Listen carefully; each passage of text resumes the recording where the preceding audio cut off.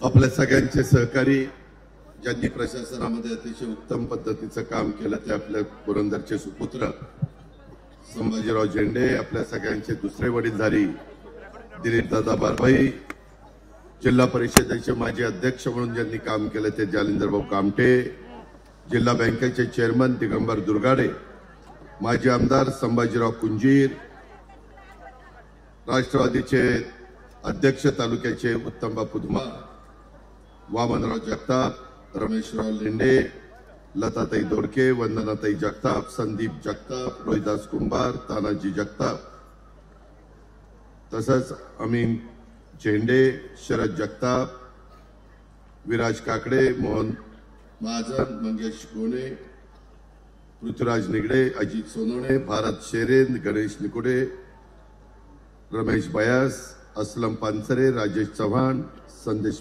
पवार, विजय कोमणे, संगम सस्ते, अरुणप्पा जगताप, सनी झगडे, संदेश पवार, दत्ता झुरुंगे, संतोष कोमणे, विजय झगडे, राहुल गायकवाड, अमृताताई गोणे, पोपट पवार, साधनाताई दिडबाई, जनार्दन कुदळे, सुभाष काका राऊत, राजाभाऊ साळुंके, मुकुंद काका बेलसरे, उद्याच्या 5 वर्षाच्या करता जेजुरी परिसराचं प्रतिनिधित्व करण्याच्या करता ज्यांना आम्ही नगराध्यक्ष पदाची उमेदवारी दिलेली आहे ते आमचे जयदीप दिलीप बारभाई, त्याचबरोबर आत्ता ज्यांचे 10 प्रभागातनं 20 उमेदवारांची ओळख करून दिली त्या आमच्या लाडक्या बहिणी, आमचे बांधव, सर्व प्रतिष्ठित जेजुरी परिसरातील जमलेले माझे नागरिक, पत्रकार मित्र, तसंच व्यापारी, छोटे व्यवसायधारक, अनेक वेगवेगळ्या समाजाचं प्रतिनिधित्व करणारे उपस्थित असणारे सर्व मान्यवर बंधू भगिनींनो आणि माझ्या तरुण मित्रांनो, अजून एका सभेला जायचंय त्याच्यामुळे खरं तर अजून काही सहकारी मित्रांना आपले विचार मांडायचे होते, परंतु 10च्या आत प्रचार बंद करायचा असतो. इथून मला अजून एक फुरसुंगीची सभा आहे. वेगवेगळ्या निवडणुका जेजुरीकरांनी, महाराष्ट्राने, पुणे जिल्ह्यांनी नेहमीच पाहिल्या. लोकसभेच्या निवडणुकीच्या निमित्तानं देशाचं भवितव्य ठरवणारी ती निवडणूक असते. देशाची सूत्र कोणाच्या हातामध्ये द्यायची हा निर्णय मतदार राजा म्हणून आपण सगळेजण घेता. विधानसभेच्या निवडणुकीच्या निमित्तानं चांद्यापासून बांद्यापर्यंत कोण या महाराष्ट्राला शिवशाहू फुले आंबेडकरांच्या विचारधारेने घेऊन जाईल त्याच्या पाठीशी आपण ताकद उभी करता आणि त्यांना निवडून देण्याचं काम करता. परंतु स्थानिक स्वराज्य संस्थांच्या निवडणुका ह्या वेगळ्या अँगलनी लढवल्या जातात. तिथं लोक वेगळा विचार करतात. आता नगरपालिका, नगरपरिषदा, नगरपंचायतीच्या निवडणुका आहेत जवळपास 288. त्याच्याबद्दल उद्याच्याला काय तो निकाल सुप्रीम कोर्टाचा येणार आहे, सगळ्यांचं लक्ष तिकडे आहे. राखीवच्या बद्दल आरक्षण जे काही दिलं गेलेलं आहे त्याबद्दल काय निकाल देत आहेत त्याच्याकरता सगळे आपापल्या परीनं प्रयत्न करतायत. शेवटी सुप्रीम कोर्ट सर्वोच्च आहे, तो अधिकार त्यांचा आहे, त्या पद्धतीने पुढची कारवाई होईल. परंतु मित्रांनो, आजपर्यंत आपण सगळ्यांनी या परिसरामध्ये काम केलं. खरं तर आपल्या सर्वांचं आराध्य दैवत आणि राज्यातील लाखो भाविकांचं, देशातील लाखो भाविकांचं श्रद्धास्थान असलेल्या जेजुरीच्या खंडोबाच्या चरणी मी सुरुवातीलाच आपल्या सगळ्यांच्या साक्षीनं या ठिकाणी नतमस्तक होतो. जेजुरीसह देशभरातील अनेक धार्मिक स्थळांचा स्वतःच्या निधीतून जीर्णोद्धार करण्याचं महान कार्य ज्या राजमाता पुण्यश्लोक अहिल्यादेवी होळकरांनी केलं, त्यांचं यंदाचं वर्ष त्रिशताब्दी जयंती वर्ष आहे. त्या निमित्तानं पुण्यश्लोक राजमाता अहिल्याबाई होळकरांना पण मी या ठिकाणी अभिवादन करतो, त्यांनाही त्या ठिकाणी नतमस्तक होतो. मित्रांनो, आजचा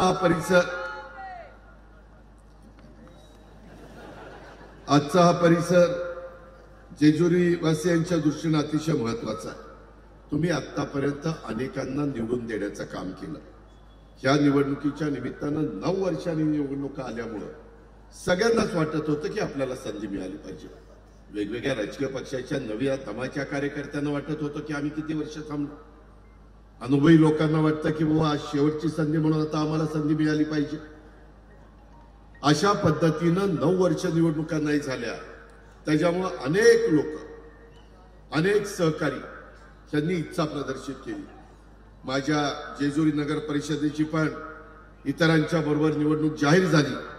त्याच्यामध्ये आमचे संतोष खोमणे असतील, आमचे त्या ठिकाणी संदीप जगताप असतील, रोहिदास कुंभार असतील, गणेश निकुडे असतील, रमेश बायस असतील, या सगळ्यांनी त्यांचे पण काही काही मतं होती, त्यांची पण काही काही भूमिका होती, त्यांची पण काही काही इच्छा होती.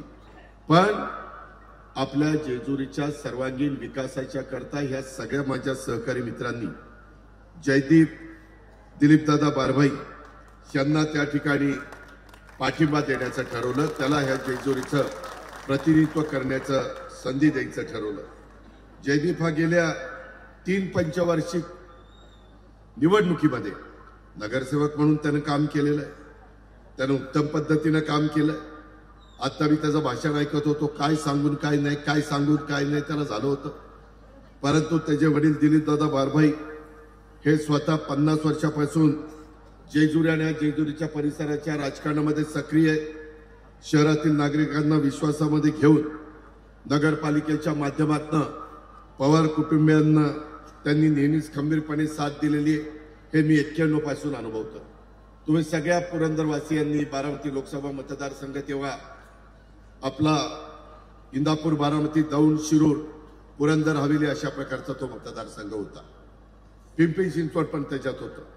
त्यावेळेस माझ्यासारख्या तरुण कार्यकर्त्याला तुम्ही सगळ्यांनी निवडून दिलं आणि तेव्हापासून ह्या राजकीय जीवनामध्ये माझ्या कार्याला सुरुवात झाली. खरं तर मला आठवतं 1991 साली हे जयदीपनं आदरणीय पवार साहेबांच्याकडनं, माझ्यासारख्या कार्यकर्त्याकडनं राजकीय जीवनातले धडे घेतले आणि 91 साली माझ्या प्रचार सभेमध्ये एक छोटा सैनिक म्हणून त्यानं काम केलं. त्याच्याकडं शहराचं नेतृत्व करण्याची क्षमता होती, विकासाची दृष्टी होती. आपलं शहर स्वच्छ असावं, सुंदर असावं, हरित असावं, अशा पद्धतीनं कटाक्षाने त्याचा प्रयत्न. आणि तीच भूमिका आमच्या गणेश निकुडेंची आहे, रोहिदासची आहे, संतोषची आहे, संदीपची आहे, त्या सगळ्यांचीच, रमेश बायसची आहे. आणि शेवटी जागा एकच असते. आता जागा एक असल्यानंतर कुणाला तरी एकाला संधी मिळणार. एकमेकाच्या मध्ये आपण मतभेद करून काही चालत नाही. त्याच्यामुळं आता जवळपास आपले 15,800 मतदार माझ्या जेजुरीच्या परिसरामध्ये, 10 प्रभाग आहेत, 10×20 आणि 1 नगराध्यक्षाचा उमेदवार, लोकनियुक्त नगराध्यक्ष, त्याच्यामुळे त्यांची पण जबाबदारी वाढते. ह्या माझ्या जेजुरीमध्ये एक मिनी भारत, अनेक जाती धर्माचे लोक गुण्या गोविंदाने इथं राहतात. त्याच्यामध्ये माझे मुस्लिम बांधव आहेत, माझा माळी समाज इथं राहतो, माझा वीर कोळी समाज राहतो, गुरव समाज राहतो, गडसी समाज राहतो, कुंभा, वाणी, रामोशी, गोंधळी, कोलाटी, धनगर, खटीक, बेलदार, अनेक जाती धर्माचे लोक इथं कामाच्या निमित्तानं राहतात. काही आपल्या इथं असणाऱ्या जेजुरीच्या खंडेरायाच्या चरणी तिथं पूजा अर्चा करत असतात. काही बिहारचे पण लोक आपल्या MIDC मध्ये आलेले. मला इथं आता सांगण्यात आलं की साधारण 1000 बिहारी हे देखील आपल्या जेजुरीमध्ये राहतात. खूप जण छोटे मोठे व्यवसाय करण्याच्या दृष्टिकोनातनं ह्या जेजुरीच्या परिसरामध्ये, इथं जेवढं मतदार संख्या आहे तेवढंच फ्लोटिंग पॉप्युलेशन आहे. ते मतदार नाही आहेत, परंतु त्यांचं जाणं येणं जेजुरीला सातत्याने त्या ठिकाणी असतं. आणि त्याच्यामुळं ह्या पद्धतीनं तुमची माझी असणारी जेजुरी, ह्याच्यामध्ये माजी नगरसेवक आम्ही बघा 21 उमेदवार देत असताना 3 अनुभवी लोक दिलेली आहेत. कारण उद्याच्याला जेजुरी नगरपालिकेचं काम 5 वर्षाच्या करता उत्तम झालं पाहिजे. आणि 18 पहिल्यांदाच निवडणुकीला सामोरं जाणाऱ्या माझ्या लाडक्या बहिणी, आमच्या मुली, आमचे बांधव, यांना आम्ही उमेदवारी दिलेली आहे. त्यांनाही काहीतरी करून दाखवायचं आहे, त्यांनाही इथले सर्वांगीण विकास करायचा. आणि त्याच्यामुळं हे सगळं करत असताना आमचा जयदीप तिथं अनुभवी आहे, आमचे गणेशजी तिथं अनुभवी आहे. गणेशजींच्या घरामध्ये तर गेली 15 वर्ष नगरसेवक पद आहे.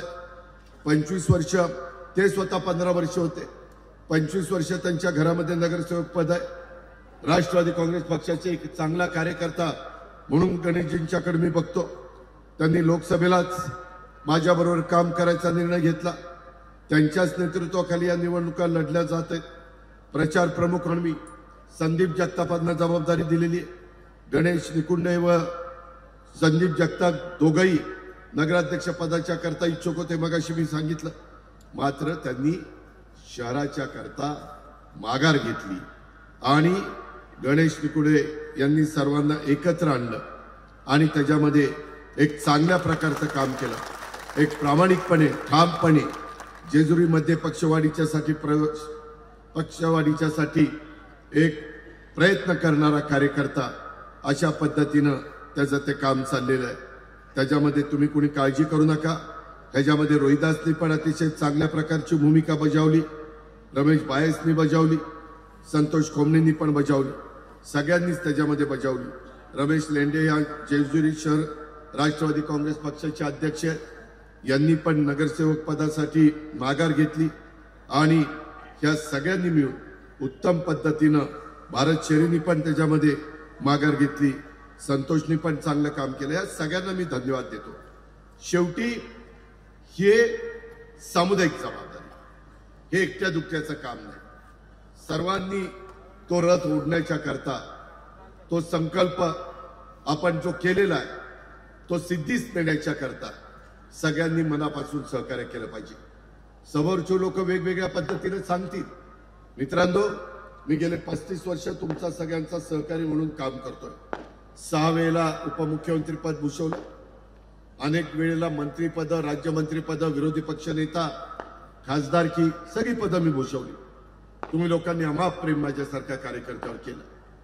आज मी तुमच्या समोर बोलत असताना मी महाराष्ट्रामध्ये सांगतो, मी अनेक ठिकाणी सभेला जातो. अनेक जण वेगवेगळ्या राजकीय पक्षाचे नेते येतात. तुम्ही त्यांना इथं आल्यानंतर प्रश्न विचारा की बाबा तू आम्हाला सांगायला आला, तुझं शहर कसं आहे रे? तुझं शहर चांगलं आहे का? स्वच्छ आहे का? तिथं सर्वांगीण विकास केलाय का? का तिथं बकालपणा आहे? तिथं सर्व जाती धर्माच्या लोकांना तुम्ही बरोबर घेऊन जाता का? तिथं पिण्याच्या पाण्याच्या योजना आहे का? रोजच्या रोज पाणी मिळतं का? अशा पद्धतीनं विचारलं तर अनेकांना त्याबद्दल अधिकारवाणीनं बोलता येणार नाही. कितीतरी शहरं मी बघत असतो, बकालपणा दिसतो, कचऱ्याचं तिथं पाहायला मिळतो, तिथं स्वच्छतेला महत्व दिलं जात नाही, तिथं झाडं लावली जात नाही, तिथं टपऱ्या दिसतात. वास्तविक मी टपऱ्याच्या विरोधामध्ये नाही. माझा लहान घटक, माझा लहान व्यवसायधारक जो दिवसभर काम केल्यानंतर माझ्या बहिणीचं कुटुंब चालतं, माझ्या भावाचं कुटुंब चालतं, माझ्या बांधवाचं कुटुंब चालतं, अशा लोकांना मोठे मोठे दुकानं काढता येत नाही, त्यांची ऐपत नसते. पण त्यांनाही जगण्याचा अधिकार आहे, त्यांनाही जेजुरीमध्ये आणि महाराष्ट्रामध्ये व्यवसाय करण्याचा अधिकार आहे. आणि म्हणून अशांच्या करता हॉकर झोन काढला पाहिजे. मी बारामतीमध्ये तशा पद्धतीनं करतो. त्यामध्ये एकंदरीतच आपल्याला विकासाच्या करता खूप काही करायचं असतं. आपलं बजेट कमी असतं. अलीकडच्या काळामध्ये आपण राज्यामध्ये पूर्वीच्याला जकात असायची, जकातीचं उत्पन्न त्या त्या नगरपालिकांना मिळायचं. परंतु आपण जकात नंतर काढली, नंतर आपण LBT आणलं, लोकल बॉडी टॅक्स, नंतर तोही आपण काढला, त्याच्यानंतर व्हॅट आणला, तोही आपण त्या ठिकाणी काढण्याच्या संदर्भातले काही गोष्टी केलेल्या आहेत. केंद्र सरकारनं अनेक वर्ष चाललेलं होतं वन नेशन वन टॅक्स, आणि त्याच्यातनं GST आला, त्याच्यातून GST आला. आता आपल्या राज्यात आणि देशात GST हा टॅक्स लावला जातो. आता मधी दिवाळीच्या काळामध्ये तो 5%वर 12%चा 5%वर आणला, 28%चा खाली आणला. त्याचा काहीतरी रिलीफ सर्वसामान्य लोकांना देण्याचा प्रयत्न केंद्र सरकारने केला, नरेंद्र मोदी साहेबांनी केला. ही गोष्ट नाकारता येणार नाही. इथं आता वेगवेगळी दुकाने आहेत, त्या दुकानदारांना विचारा, पूर्वी किती टॅक्स द्यावा लागत होता, आता किती टॅक्स द्यावा लागतो. गाड्यांचाही टॅक्स कमी केला. पूर्वी गाडी घ्यायला किती टॅक्स द्यावा लागायचा, आता किती टॅक्स द्यावा लागतो. का तर सर्वसामान्य माणसाला परवडलं देखील पाहिजे. आणि तो GST आल्यापासून आता तो 50% महाराष्ट्रातला जीएसटी राज्य सरकारकडे जमा होतो आणि 50% केंद्र सरकारकडे जातो। देशातनं सगळीकडचा 50% देशात जातो आणि त्या राज्यातला 50% त्या राज्याला मिळतो। त्याच्यातून आपण आपली अर्थव्यवस्था चालवतो। त्याच्यामुळे इथून पुढच्या काळामध्ये अनेक गोष्टी आपल्याला आपल्या जेजुरीच्या परिसरामध्ये करायच्या। पालखी मार्ग आपल्याला उशीर झाला। संत तुकाराम महाराजांचा पालखी मार्ग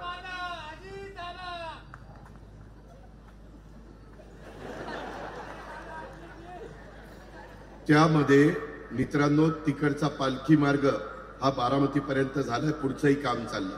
आपलाही पालखी मार्ग थोडासा रखडला। आता दिवे घाटामध्ये रुंदीकरण किती मोठं चाललंय तुम्ही बघताय। मधल्या काळामध्ये तुम्हाला माहिती नाही जेजुरीकरांनो, तुम्हाला अजून अंदाज येणार नाही। पुढं नीट ऐका सगळ्यांनी, काही वर्षांनी जर पुणे जिल्ह्यातला 13 तालुक्यामध्ये सगळ्यात प्रचंड डेव्हलपमेंट होत असणारा तालुका, प्रचंड नागरीकरण होत असलेला तालुका कोणता होणार आहे तर तो पुरंदर तालुका होणार आहे। आज मी तो कशामुळे होणार आहे? जवळपास सासवडच्या परिसरामध्ये 3000 एकरावर पहिल्या टप्प्यामध्ये विमानतळ येतं। आम्ही अनेक जागा बघितल्या, अनेक वर्ष त्या खेडमध्ये बघितली, वेगवेगळ्या ठिकाणी आम्ही गेलो। धावपट्टीला लागणारी लांबच्या लांब जागा पुण्याच्या जवळ कुठंच उपलब्ध होईना। खेडची आपल्याला सापडली, परंतु तिथं एका बाजूला डोंगर आहे, त्याच्यावर तिथं अडचण आली। एका बाजूला तिकडच्या भागात शिरूरचं पाबळगाव, मस्तानीचं गाव, तिथंही काही अडचण आली। त्याच्यामध्ये आपण SEZ जो कल्याणीने केलेला होता ते मला म्हणले की दादा मी जमीन घेतलेली, तिथं 2 धावपट्ट्या होत आहेत। मित्रांनो आता आपण 2 धावपट्ट्या करणार आहोत। मुंबईमध्ये देखील 2 धावपट्ट्या नाही, एकाच वेळेस लँडिंग आणि एकाच वेळेस टेक ऑफ, अशा पद्धतीनं जगामध्ये नवीन गोष्टी व्हायला लागलेल्या आहेत। दिल्लीमध्ये आहे, आता पंतप्रधानांनी नव्या मुंबईचं विमानतळाचं उद्घाटन केलं, तिथं पण आहे। तसं आपल्याला करावं लागेल। आज जगाच्या पाठीवर पुणे, पिंपरी चिंचवड ही एक महत्वाची शहरं ओळखली जातात। या शहरातलं तुमच्या माझ्या भागातले अनेक मुलं मुली परदेशात आहेत। त्यांना कधी इकडे यायचं असतं, इकडून तिकडे त्यांच्या आई वडिलांना जायचं असतं, सासू सासऱ्यांना जायचं असतं आणि त्याच्यामुळं विमानाची वाहतूक मला आठवत आहे, तुम्ही मला खासदार केलं तेव्हाच एक विमान पुण्यावरून मुंबईला यायचं, मुंबईवरून पुण्याला जायचं, 10 वाजता का काहीतरी टायपिंग होतं। आता लाखो लोक पुण्यातून ये जा करतात, तिथं पार्किंगला जागा मिळत नाही आणि म्हणून आम्हालाही कळतं, मी पण शेतकरी आहे की बाबा शेतकऱ्यांच्या जमीन घेऊन त्यांचं काय होणार, परंतु त्यांना अधिक मोबदला देऊन आणि त्याच्यातनं काही पर्सेंट त्यांच्या पुढच्या पिढीच्या करता पण डेव्हलपमेंट केलेले प्लॉट देण्याच्या बद्दल राज्य सरकार त्या ठिकाणी विचार करतं। बरं, सासवडला लागूनच असलेला आता पालखी मार्ग झाला, आपण हडपसरवरून निघालो, दिवेघाटवर आलो की तिकडून जेजुरी पर्यंत येताना सासवड कधी आलं कधी गेलं कळतच नाही, झालं की नाही असं? त्याच्यामध्ये रस्ते सरळ केले जातात, बोगदे काढले जातात। आम्ही आता परवा मुख्यमंत्र्यांनी, आम्ही दोन्ही उपमुख्यमंत्र्यांनी मेट्रोच्या बद्दलचं जाळं संपूर्ण आपल्या पुणे आणि पिंपरी चिंचवडमध्ये फिरवायचं ठरवलेलं आहे। तिकडं वाघोलीपर्यंत जायचं, तिकडं चाकणपर्यंत जायचं, इकडं आपल्याला चांदणी चौकाच्या पुढपर्यंत जायचं, इकडं पण आपल्याला कात्रजपर्यंत जायचं। सगळ्या भागामध्ये मेट्रो गेली पाहिजे, त्याच्याशिवाय पब्लिक सर्व्हिस ट्रान्सपोर्ट चांगले असल्याशिवाय गत्यंतर नाही, नाहीतर प्रचंड ट्रॅफिक झालेलं आहे। आम्ही फ्लायओव्हर करतोय, आम्ही काही ठिकाणी बोगदे काढतोय, आम्ही त्याच्यातनं डायरेक्ट एअरपोर्टला कशी रेल्वे आणता येईल हाही प्रयत्न करतोय आणि एवढा रुंद रस्ता की विमानतळावर पुरंदरच्या सासवडच्या उतरल्यानंतर ताबडतोब ते काही मिनिटांमध्ये पुण्यामध्ये पोहोचतील अशा प्रकारचा रस्ता देखील आपण करतोय। दोन्ही शहराला रिंग रोड आपण करतोय, एक PMRDA चा, एक त्या ठिकाणी रस्ते विकास महामंडळाचा। हे केल्याशिवाय गत्यंतर नाही. कारण देशाला स्वातंत्र्य मिळालं तेव्हा 35 कोटी आपण होतो 47ला, तेव्हा आमचा कोणाचा जन्मही झाला नव्हता. आज आपण 140 कोटी झालो. 35 चे 140 कोटी, चौपट. पुढे आपल्याला त्याच्यामध्ये गाठू शकत नाही. चायनाला आता मागे टाकायचं ठरवलं. जगातलं सगळ्यात जास्त लोकसंख्या असणारा देश भारत देश. परंतु तुम्हाला मला सगळ्यांचं आता इथनं पुढे 1-2 अपत्यावर थांबा. फार काही पलटण वाढवण्याच्या भानगडीत पडू नका. कारण जमीन कमी होत चालली. रस्त्याला जमीन कमी होतीये, MIDCला जमीन कमी होतीये, विमानतळाला जमीन कमी होतीये, धरणांमध्ये जमीन कमी होतीये, शहरं वाढताय. पूर्वीचं जेजुरी आणि आताचं जेजुरी वेगवेगळ्या पद्धतीने फॅमिलीज वाढल्यात. त्याच्यामुळं लोकांचं राहणीमान बदललेलं आहे. ह्या देखील गोष्टी आपल्याला नाकारता येत नाही. त्याच्यामुळं काही गोष्टीची बंधनं आपण घालून घेतली पाहिजे. आम्ही त्याच्यामध्ये बंधनं आणली. विलासराव देशमुख मुख्यमंत्री असताना आम्हाला लोकसभा विधानसभेला आणता आलं नाही, कारण तो अधिकार भारत सरकारचा आहे. आम्ही इथं आणली. स्थानिक स्वराज्य संस्थेत आणि सहकारामध्ये 2 पेक्षा जास्त अपत्य झाली तर त्याला निवडणुकीला उभं राहायला अपात्र. आणि तो निर्णय घेताना माझ्या लक्षात आलं. मी विलासरावांना म्हणलं, विलासराव, एका आमच्या मायमौलीला बहिणीला पहिली डिलिव्हरीला पहिलं मूल झालं आणि दुसऱ्याला जुळं झालं तर ती नव्हती, तिचा काय दोष? म्हणले हे बरोबर आहे. म्हणले मग आता असं करा, पहिल्यांदा जुळं झालं की तिनं थांबायचं किंवा त्या जोडीनं थांबायचं. पुन्हा त्या म्हणतील आम्हाला कशाला थांबायला सांगतो, दोघांना सांग. तर आणि सेकंड डिलिव्हरी झाली तर ती तिळवू किंवा जुळवू तेही त्याच्यामध्ये धरायचं. असं करून तो कायदा पास केला. पुन्हा आम्ही म्हणलं की काहींचं आत्ता आपण लगेच केला तर काही म्हणतील आम्हाला माहितीच नव्हतं, आमची पोटुशी आहे, मग काय करायचं? म्हणलं आता इथून पुढे 1 वर्ष मुदत द्या. वर्षात काय असेल ते, काय कुणाची देणगी, कुणाचं काय, देवाची कृपा. लोक म्हणतात देवाची कृपा. आता देव म्हणतो कुठली रे माझी कृपा. मित्रांनो, गमतीचा भाग जाऊ द्या, परंतु त्याच्यातनं तो कायदा केला. आता काही महाभाग मला भेटतात, मला पण आश्चर्य वाटतं. म्हणलं अरे तुला 3 मुलं इतकी रे? नाही म्हणले दादा, 2च मुलं रेकॉर्डला दाखवली, 3रं भावाला दत्तक देऊन टाकलं. अरे पण तुझ्या पोटी जन्माला आलं, दत्तक काय दिलं? असलं पण काही जण करतात. असं नकारे करू. त्याच्यामध्ये नियम कायदे सगळ्यांना सारखे. ह्या पद्धतीने आपण पुढे जाऊ नका. माझे आपल्याला सगळ्यांना सांगणं आहे की कुठल्याही परिस्थितीमध्ये आपल्याला समाजाला बरोबर घेऊन जायचं, सर्व जाती धर्माला बरोबर घेऊन जायचं. 21 उमेदवार देत असताना अनेक जाती धर्माला प्रतिनिधित्व देण्याचं काम आम्ही केलेलं आहे. रोहिदासनी तर स्वतःचा वॉर्ड सोडून तिथं आमच्या अल्पसंख्याक समाजाला संधी देण्याचं काम केलं. त्याच्यामध्ये एकंदरीतच कुठल्याही परिस्थितीमध्ये माझी आपल्याला विनंती आहे की जातीचा, पातीचा, नात्याचा, गोत्याचा विचार अजिबात करू नका. ही वरच्या आळीचा, ती खालच्या आळीचा, ही माझ्या जवळचा, ही माझ्या लांबचा, असं करू नका. हे टीमवर्क आहे. त्याच्यामध्ये जयदीप निवडून आल्यानंतर खालच्या 20च्या 20 उमेदवारांची साथ पण त्याला मिळाली पाहिजे. त्याच्याकरता तुम्हाला प्रत्येकाला 3 मतं देण्याचा अधिकार आहे. नगराध्यक्ष पदाकरता 1 आणि प्रभाग 1 मध्ये असेल तर अ ला 1 आणि ब ला 1 असे 3 मतं प्रत्येक माझा जेजुरीचा नागरिक देणार आहे. 3ही मतं घड्याळाच्या शेजारचंच बटन दाबा. दुसरा कुठलाही विचार करू नका. तुम्हाला तुमचा सर्वांगीण विकास करायचा असेल, तुम्हाला विकास साधायचा असेल, मी ज्या पद्धतीनं बारामती बदलून टाकली, तुमच्यातले अनेक जण आमच्या इथल्या बारामतीचे पण मुली इथं आहेत, ते इथं सुना म्हणून आलेले आहेत. त्यांनाही विचारा, तुम्ही बारामतीला येऊन पहा, मी बारामती बदलवली का नाही. अजून काही काम कधीच संपत नसतं. काही ना काही हद्दवाढ होते, पाण्याच्या पण योजना कमी पडायला लागतात. आता त्याचा उल्लेख जयदीपने आपल्या भाषणामध्ये केला. आपल्याला त्याच्या संदर्भामध्ये रोजचे रोज पाणी कसं मिळेल, नाझऱ्याचं धरण कधी भरतं कधी भरत नाही, पावसावर सगळं अवलंबून असतं. मागे तर एकदा एका 2003 साली राज्यपाल होते, त्यावेळेस मला म्हणाले चला आपण आता दौरा करूया, आणि त्यावेळेस नाझरे धरणामध्ये हेलिकॉप्टर त्यांचं उतरवलं होतं. जुन्या लोकांना आठवत असेल, जनावरांच्या छावण्या आपण केल्या, तो हेलिकॉप्टर उतरवलं धरणात, ती टाळी वाजवतो. तेव्हा काही खरं नाही.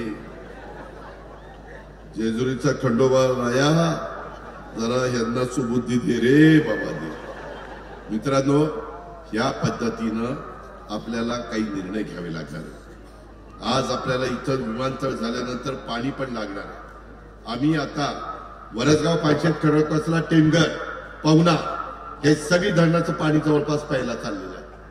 आणि त्याच्यामुळे टाटाची मुळशी धरण, टाटाची इतर धरणं, त्यांनाही आम्ही सांगितलंय की आता वीज करून चालणार नाही.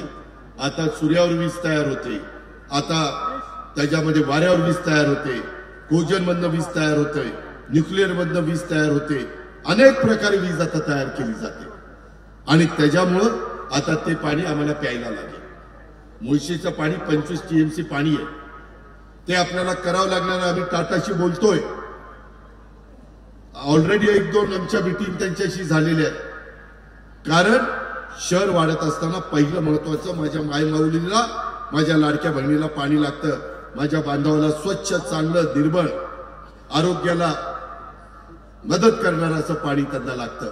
आणि त्या प्रकारे आपल्याला उद्याच्या काळामध्ये करायचंय. हे सगळं करत असताना आज मी सरकारमध्ये, आज मी तुमच्या सगळ्यांचा पालकमंत्री म्हणून काम करतो. 3 पक्षाचं सरकार आहे, नाही असं नाही, परंतु त्याच्यामध्ये आमचा पण काही सहभाग आहे. केंद्र सरकारमध्ये अनेक दिग्गज नेते आम्हा लोकांच्या ओळखीचे, पंतप्रधान असतील, अमितभाई शाह असतील, वैष्णवी रेल्वे मंत्री असतील, शिवराज सिंह चौहान कृषी मंत्री असतील, पियुष गोयल साहेब असतील, नितीन गडकरी नॅशनल हायवेचे मिनिस्टर असतील, अनेक लोकांचे, राजनाथ सिंह संरक्षण मंत्री असतील, अनेक मान्यवरांच्या माझ्या ओळखी, नड्डाजी असतील. त्याचा फायदा आपण करून घेऊ ना. केंद्राचा तो निधी आहे, स्मार्ट सिटीचा, घरकुलाचा, पंतप्रधान आवास योजनेचा, तो निधी आपल्याला आणता येईल. राज्य सरकार त्याला जोड आहे. राज्य सरकारमध्ये आम्ही अर्थसंकल्प मांडतो. विकास कामाला उद्याच्याला आम्ही गणेशला विचारू, आम्ही जयदीपला विचारू, मी माझ्या लाडक्या बहिणींना, मुलींना विचारेन काय तुमचं म्हणणं आहे. त्याच्यामध्ये आपण आढावा बैठक घेऊ शकतो. कुठली कामं केली पाहिजेत, कशी केली पाहिजेत. मगाशी जयदीपने सांगितलं की मागच्या काळामध्ये झालेली कामं, त्याच्यामध्ये मोठ्या प्रमाणावर भ्रष्टाचार झालेला आहे. भ्रष्टाचार झाल्यानंतर कशा विकास होणार, भकास होईल. आणि त्याच्यामुळं मी मधल्या काळामध्ये ज्या पद्धतीनं या भागातली कामं करायचं ठरवलेलं आहे, त्या पद्धतीनं त्याला सगळा निधी कसा आपल्याला मिळवता येईल. मध्ये आम्ही 350 कोटी रुपयाचा निधी श्री क्षेत्र जेजुरी गड तीर्थक्षेत्र विकास आराखड्याला राज्य सरकारने मंजुरी दिलेली. त्या माध्यमातून माझं जेजुरी मंदिर, त्याच्यामध्ये गड संवर्धन, रस्ते सुधारणा, सुशोभीकरण, पालखी मार्ग विकास, वाहनतळ, भक्त निवास, स्वच्छतागृह, बाह्यवळण रस्त्याच्या कामाचा समावेश, टप्प्याटप्प्याने ही कामं आपल्याला करायची. मी असा दावा करत नाही जयदीप, गणेश आणि हे सगळे निवडून आले की लगेच उद्याच्या जादूची कांडी फिरवल्यासारखं सगळं आलबेल होईल. त्याला काही शॉर्ट टर्म मधली कामं आम्हाला करावी लागतील, काही लॉंग टर्मची कामं करावी लागतील. ह्या पद्धतीनं आपल्याला पुढे जावं लागेल. आणि हे पुढे जात असताना पुढच्या 25 ते 30 वर्षाचा विचार करावा लागेल. बाबांनो, तुम्ही मला खासदार केलं त्यावेळेस मी बारामतीचा पुढच्या 25-30 वर्षाचा विचार केला. त्यामुळे बारामतीमध्ये बाहेरनं रिंग रोड झाले, त्यामुळे बारामतीमध्ये रस्ते रुंद झाले. माझा भिगवण रोड 8 पदरी आहे. 8 पदरी आहे का कुठं महाराष्ट्रात 8 पदरी रस्ता? आणि पूर्ण सावलीने झाकलेला आहे. पूर्णपणे लोक सुरक्षित जाऊ शकतात. या पद्धतीनं काम करायची असतात. लोकांना आता एखादं काम करताना वाटेल काय गरज आहे, अरे पण पुढं ज्या प्रकारे विकास होतोय, ज्या पद्धतीनं माझ्या जनतेचं राहणीमान बदलत आहे, लोक गाड्या घेताय, आता इलेक्ट्रिक व्हेकल आले, इलेक्ट्रिक मोटरबाईक आल्या, स्कूटर आल्या, रिक्षा आल्या, हे येणार. त्याला काही डिझेल भरायचं नाही, पेट्रोल टाकायचं नाही, चार्ज केलं की चालायला लागलं ते. त्यामुळं हे कुणी थांबवू शकत नाही. म्हणून आपल्याला उद्याचा काही विचारपूर्वक निर्णय हे घ्यावे लागणार आहेत. आणि त्याकरता मला आपल्याला सगळ्यांना सांगायचं आहे, केंद्र सरकारकडे देखील पर्वतमाला योजना आहे. पर्वतमाला योजना, त्या अंतर्गत राज्यात 45 ठिकाणी आपल्या महाराष्ट्र शिवशाहू फुले आंबेडकरांच्या महाराष्ट्रात 45 ठिकाणी रोपवे करण्यात येणार आहे. आणि या 45 ठिकाणामध्ये माझ्या जेजुरीचा पण समावेश आम्ही केलेला आहे. कारण बरेच दिवस आपल्या जेजुरीमध्ये रोपवे करायचं आपली सगळ्यांची चर्चा होती, परंतु त्याच्यामध्ये आता पर्वतमाला केंद्र सरकारच्या योजनेमध्ये आपण ते घातलेलं आहे.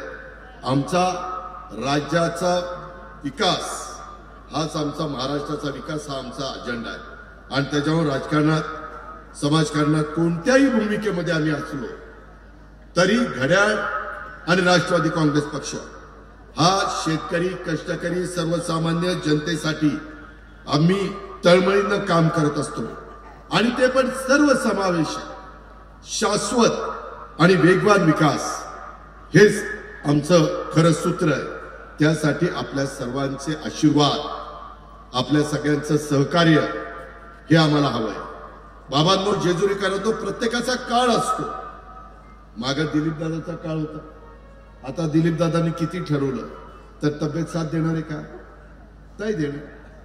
कारण हे निसर्गाने ठरवलेलं चक्र आहे. यशवंतराव चव्हाण साहेबांचा काळ होता, तो त्या काळातल्या जनतेने पाहिला. वसंतदादांचा काळ होता, वसंतराव नाईकांचा काळ होता, हे आपण अनुभवला. आपण नाही म्हणत नाही. इंदिराजी गांधींचा काळ होता, राजीव गांधींचा काळ होता, पी.व्ही. नरसिंहरावांचा काळ होता, वाजपेयी साहेबांचा काळ होता, आता मोदी साहेबांचा काळ. हे आपण मान्यच केलं पाहिजे. आणि त्याच्यामुळं आम्ही कामाची माणसं आहे, आम्ही शब्दाचे पक्के, आम्ही खोटं काही करणार नाही. वेळ पडली तर स्पष्ट सांगू, हे जमत नाही. आज आम्ही ज्या संस्था चालवतो त्या चांगल्या चालवतो. मी ज्या माळेगाव कारखान्याचा चेअरमन आहे, माळेगाव कारखान्याचा भाव चांगला. आपलं कार्यक्षेत्र सोमेश्वर कारखान्याचं आहे. परवा सोमेश्वरांनी काय भाव डिक्लेअर केला तुम्ही बघितलेलं, काय भाव डिक्लेअर केला बघितलेलं. तेच ना बाबा, मीच सांगितलं मला सत्य. त्याच्यामध्ये आज बाकीचे भाव काय येतो, काय परिस्थिती आहे. आज आम्ही दूध संघ चांगले चालवतो. जिल्हा बँकेचा चेअरमन इथं बसला, तुमच्याच पुरंदरचा सुपुत्र आहे. आज महाराष्ट्रामध्ये पहिल्या 1-2 मध्ये आपल्या बँकेचा नंबर येतो. तू लय देशामध्ये लगेच सांग, ती म्हणतो देशामध्ये. मला ते तपासावं लागेल, नाहीतर लोक उद्या म्हणतील की आलाही खोटं बोलला. त्याच्यामुळे मी पहिल्यांदा सांगतो, महाराष्ट्रामध्ये देशातलं तपासून मग पुढच्या सभेला सांगतो. मित्रांनो, एकंदरीतच आम्ही संस्था चांगल्या चालवतो. आज आमचं कृषी विज्ञान केंद्र बघा, ॲग्रिकल्चर कॉलेज बघा, पुणे जिल्हा शिक्षण संस्था बघा, त्याच्या संदर्भातलं विद्याप्रतिष्ठान बघा, रयत शिक्षण संस्थेमध्ये आम्ही सगळेजण काम करतो. पवार साहेब त्याचे अध्यक्ष आहेत, आम्ही तिथं त्यांच्या हाताखाली काम करतो. शेवटी आज आम्ही काम करू शकतो, तुमच्या विकासाला मदत करू शकतो आणि आम्ही करून दाखवलंय. पालकमंत्री या नात्याने मला तुम्हालाही काही सहकार्य करता येईल. CSRचा निधी आपल्याला आणता येईल. काही इंडस्ट्री आपल्याही जेजुरीच्या परिसरामध्ये, थोडीशी सासवडच्या परिसरामध्ये, उद्याच्याला लॉजिस्टिक पार्क हे आपल्या सासवडच्या विमानतळाच्या परिसरामध्ये होणार आहे. त्याच्यातनं मोठे मोठे लोक तिथं गुंतवणूक करतील. त्यांना उद्याच्याला आपण सांगू शकतो, तुम्ही आमच्या पुरंदरमध्ये येऊन आज 2 पैसे कमवताय, दिलेल्या नफ्यातनं तुम्हाला 2% CSR द्यायचा आहे. द्या आमच्या पुरंदरला, द्या आमच्या सासवडला, द्या आमच्या जेजुरीला. मित्रांनो, हे करता येतं, फक्त इच्छाशक्ती पाहिजे, राजकीय इच्छाशक्ती पाहिजे. उद्याच्याला शिक्षणाच्या संदर्भामध्ये इथं काही बदल करायचे असतील, इथं काही ऍडिशनलचं काम करायचं असेल ते आपण करू शकतो. तिथं आपल्या ओळखी आहे, तिथं आपल्या शब्दाला किंमत आहे. काही इंग्रजी माध्यमाच्या संदर्भामध्ये अलीकडे लोकांचं मुलांचं मुलींचं प्रमाण वाढलेलं आहे. सीबीएसई स्कूल करायचं असेल, जे काही समाजाची गरज असेल ती गरज पूर्णत्वाला नेण्याचं काम आपण सगळेजण या निमित्तानं करू शकतो. म्हणून माझी आपल्याला सगळ्यांना विनंती आहे की मागे 2016ला आम्ही वीर धरणातनं माझ्या जेजुरीला पाणी पुरवठा प्राधान्याने देण्याच्या बद्दल तेव्हा सासवडला पण मी मंजुरी दिली आणि इथं पण दिली, परंतु ते काम अजून अर्धवट आहे. त्याचा उल्लेख जयदीपने केला. माझ्या जेजुरी शहराची हद्दवाढ करण्याचा अजून एक प्रश्न प्रलंबित आहे. शहरामध्ये एमआयडीसीची रेव्हेन्यू हद्द समाविष्ट करून घेणं, एमआयडीसी मध्ये कचरा डेपो करता 10 एकर जागा ही आपल्याला कचरा बायो मायनिंग प्रकल्प कार्यान्वित करण्याच्या करता आणि कचऱ्याची समस्या माझ्या जेजुरीची दूर करण्याच्या करता आपल्याला करावं लागणार आहे. पुणे शहराच्या धर्तीवर जेजुरी शहराच्या दोन्ही बाजूला बहुमजली बंदिस्त पार्किंग हे आपल्याला करावं लागणार आहे, कारण फार मोठ्या प्रमाणावर भक्त त्या दर्शनाच्या निमित्तानं आपल्या जेजुरीमध्ये येत असतात. त्याच्याचबरोबर मागच्या काळामध्ये जो काही भ्रष्टाचार झाला तो भ्रष्टाचार मुक्त आपली जेजुरी नगरपालिका, भयमुक्त कारभार. आताही मला कोणी सांगितलं कोण येतं इथं देतं दम देतं. अरे दम काय, तू अरे म्हणल्यावर आम्हाला काही कार्य म्हणता येत नाही. हे असं कसं चालेल? आम्ही पण काय कुणाचं दूध प्यायलेलं आहे याला सांगायला पाहिजे का? हे असलं नाही चालणार. आम्ही चुका करणार नाही, आम्ही योग्य वागू, तुम्ही चुका करू नका, तुम्ही योग्य वागा.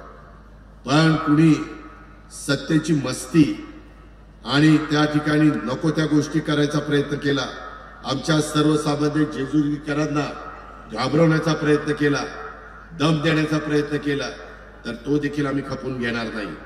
ज्या गावच्या बोरीत त्याच गावच्या बाबी आहेत, हे लक्षात ठेवा. आणि ह्या पद्धतीनं आपल्याला सगळ्यांना पुढे जायचं आहे. निर्व्यसनी समाज निर्माण करायचा आहे. वारकरी संप्रदायाने जे सांगितलंय, साधू संतांनी जे सांगितलंय, बा पांडुरंगाने जे सांगितलंय, माऊलीने जे सांगितलंय, तुकोबारायांनी जे सांगितलंय, त्या रस्त्याने आणि शिवशाहू फुले आंबेडकरांच्या रस्त्याने हे आपल्याला स्वर्गीय यशवंतराव चव्हाण साहेबांचं बेरजेचं राजकारण करत आपल्याला बाबांनो पुढे जायचं आहे.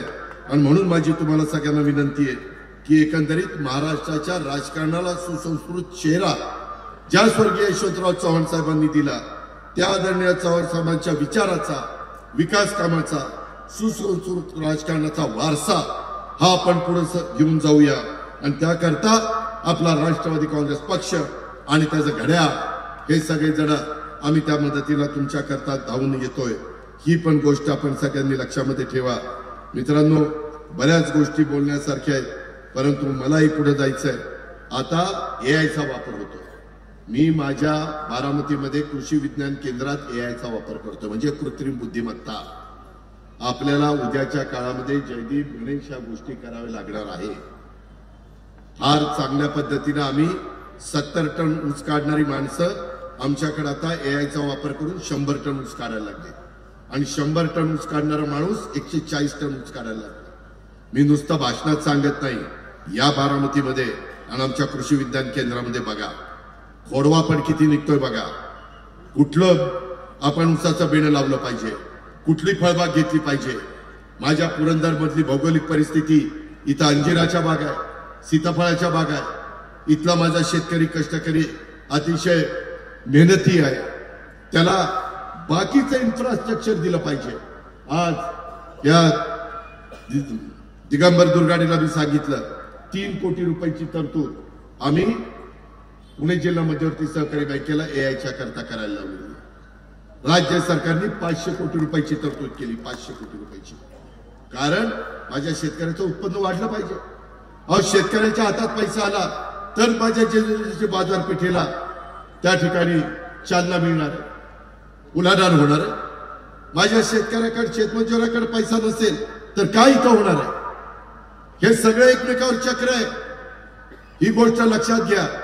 आणि या सगळ्याचा अभ्यास गेले 35 वर्ष आम्ही अनुभवलेला आहे. आम्ही त्याच्यातनं गेलेलो आहे. आम्ही पण सगळं आईकडनं लगेच पोटातनं शिकून आलो नाही. रोज काही ना काही नवीन शिकण्याचा प्रयत्न करतोय. रोज वेगवेगळ्या भागातली माहिती घेतोय. कुठं काय घडतंय, आपण काय केलं पाहिजे, कशात माझी जेजुरी तिचा सर्वांगीण विकास होईल, कशात माझा सासवड पुढे जाईल, कशात माझा पुरंदर असेल, नीरा असेल, वाला असेल, ह्या सगळ्याचा विकास होईल. हे आमचं ध्येय आहे, हे आमचं विजन आहे. आम्ही नुसते घेवड्यासारखं बोलणारी माणसं नाहीये. आम्ही काम करून दाखवणारी माणसं आहे. आम्ही कृती करून दाखवणारी माणसं आहे. आणि म्हणून मित्रांनो, एकंदरीतच या अतिवृष्टीच्या काळामध्ये देखील पहिल्या टप्प्यात 33,000 कोटी रुपयाचा मदत आम्ही शेतकऱ्यांना केली. परत दिवाळीच्या नंतर पाऊस आला, पुन्हा 11,000 कोटीची मदत केली. माझा शेतकरी नडला नाही पाहिजे, मला शेतकरी अडचणीत आला नाही पाहिजे. शेतकरी मोडला राज्य मोडेल, शेतकरी मोडला अर्थव्यवस्था अडचणीमध्ये येईल, हे आम्ही जाणतो. आणि म्हणून जेजुरीकरांनो, आता 4-5 दिवसच राहिले. आज 27 ना, 2 तारखेला मतदान आहे. त्याच्यामध्ये वेगवेगळे लोक येतील, प्रलोभन दाखवतील. त्याच्यामध्ये बळी पडू नका. तुमच्या सद्विवेक बुद्धीला स्मरून मी जे काही सांगितलेलं आहे तेही तुम्ही लक्षात घेतलेलं आहे. इतर पण काय सांगतील तेही लक्षात घ्या. तुलना करा की कोण शब्दाचा पक्का आहे, कोण आपल्याला मदत करेल. मला पुण्याला जाताना जेजुरीच्या इथंच जायचंय. उद्याच्याला मी काहीतरी थातूर सांगितलं तर आडवा, हे अजित पवार थांब, त्यावेळेस तोंड भरून एवढं सांगत होतं, काय झालं तुझं. तशी वेळ मी तुमच्यावर येऊन देणार नाही. मी मजबूतीनं ह्या सगळ्यांच्या पाठीशी उभा राहील. नुसतं तुम्ही खेळा मी कपडे सांभाळतो असं नाही, पूर्ण ताकदीनं उभा राहील. विकास कामामध्ये ज्या ज्या गोष्टी त्यांना पाहिजे त्या त्या गोष्टी त्यांना देईल. माझी प्रशासनावर पकड आहे की नाही? आहे.